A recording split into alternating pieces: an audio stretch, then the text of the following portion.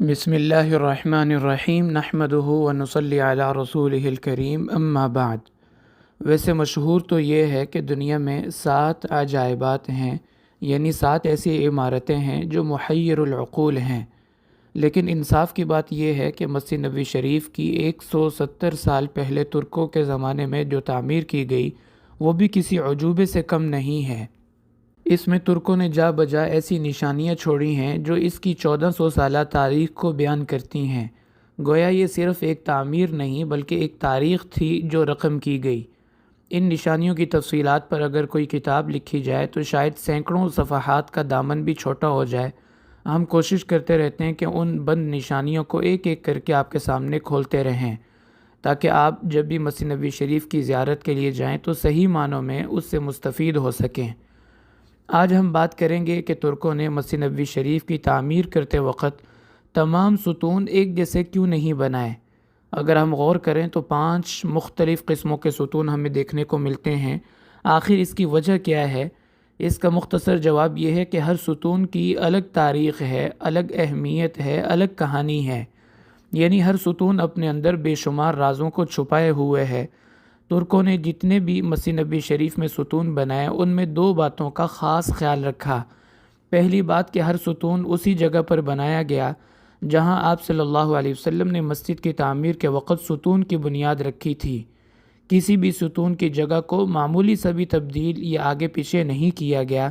جہاں جہاں آپ صلی اللہ علیہ وسلم کے زمانے میں کھجور کے تنے بطور ستون کے نصب کیے گئے تھے، آج بھی ستون انہی بنیادوں پر کھڑے ہیں۔ دوسری خاص بات کہ ہر ستون بے جوڑ پتھر سے بنایا گیا ہے، یعنی ہر ستون ایک سالم پتھر کو تراش کے تیار کیا گیا، اس لیے آپ کو ستونوں میں کہیں بھی جوڑ نظر نہیں آئے گا۔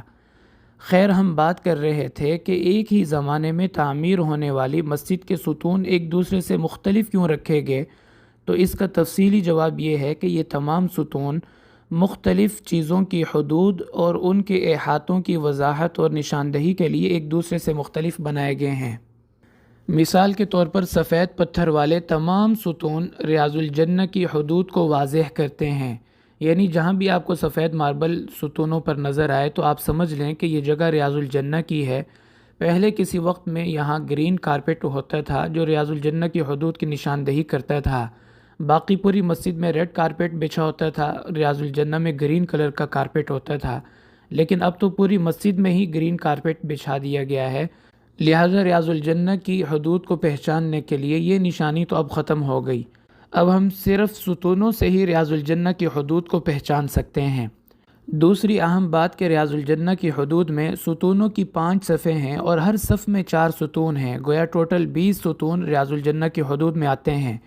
ان میں جو درمیان والی صف کے 4 ستون ہیں وہ ریاض الجنہ کے باقی ستونوں سے قدر مختلف ہیں، اس لیے کہ یہ پوری صف آپ صلی اللہ علیہ وسلم کی قبر مبارک اور منبر شریف کے بالکل درمیان میں ہے، اور یہ ریاض الجنہ کا بھی بالکل درمیان ہی بنتا ہے۔ بعض محدثین کی رائے میں ریاض الجنہ صرف وہ حصہ ہے جو حجرہ عائشہ اور منبر کے درمیان ہے۔ اگر اس قول کو لے لیا جائے تو پھر ریاض الجنہ کی حدود میں صرف یہ 4 ستون آتے ہیں، اس لیے ان ستونوں کو ریاض الجنہ کے باقی ستونوں سے تھوڑا مختلف رکھا گیا ہے۔ اسی صف میں آپ کو اسطوانہ عائشہ، اسطوانہ ابو لبابہ اور اسطوانہ سریر جیسے اہم ستون دیکھنے کو ملتے ہیں۔ تیسری بات کہ ریاض الجنہ کے ستونوں کے دائیں طرف اور پیچھے کی جانب یعنی چھتریوں والے صحن کی طرف 2 صفحے آپ کو ایسے ستونوں کی نظر آئیں گی جن میں گولڈن لائنیں اور درمیان میں گولڈن کلر کا پھول بنایا گیا ہے۔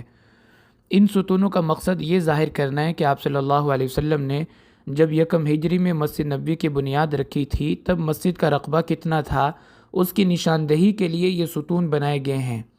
یہ جو نقشہ آپ دیکھ رہے ہیں یہ مسجد نبوی شریف کی 1 ہجری میں رکھی گئی بنیادوں کو ظاہر کرتا ہے، اور یہ محراب سلیمانی سے لے کر روضہ مبارک کی جالیوں تک 6 صفوں میں یہ ستون آپ کو نظر آئیں گے، اور ہر صف میں تقریباً 6 ستون بنتے ہیں۔ تو اس لحاظ سے اس طرح کے ستون مسجد نبوی شریف میں 36 ہونے چاہیے، لیکن اتنے ستون آپ کو نظر نہیں آئیں گے۔ اس کی وجہ یہ ہے کہ ریاض الجنہ کی حدود میں جو ستون تھے ان پر سفید ماربل لگا دیا گیا، اور جو ریاض الجنہ کے علاوہ حصہ تھا اس پر اس طرح کے ستون بنا کے ان ستونوں کو مسجد کے باقی ستونوں سے الگ کر دیا گیا۔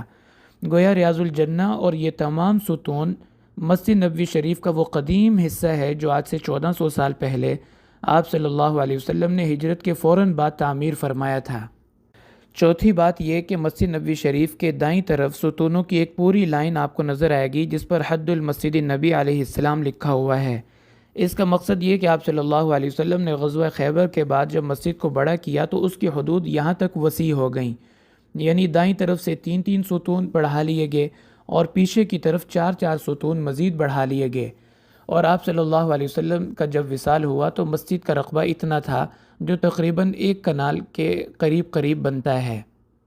ان 4 قسم کے ستونوں کے علاوہ مسجد کے جتنے بھی ستون ہیں وہ بالکل سادہ رکھے گئے ہیں، نہ تو کوئی نقش و نگار ان پر آپ کو نظر آئے گا، نہ کوئی ڈیزائننگ دیکھنے کو ملے گی، اور نہ ہی ان پر کسی قسم کا پتھر استعمال کیا گیا ہے، اور نہ ہی کوئی جملہ ان پر لکھا گیا ہے، کیونکہ یہ تمام ستون اس جگہ پر ہیں جو آپ صلی اللہ علیہ وسلم کے بعد مسجد میں شامل کی گئی، اس لیے وہ بالکل سادہ رکھے گئے ہیں کیونکہ یہ دور نبوت کے بعد کی توسیعات ہیں۔ تو یہ راز تھا مسجد نبوی شریف کی تعمیر میں مختلف قسم کے ستونوں کو بنانے کا۔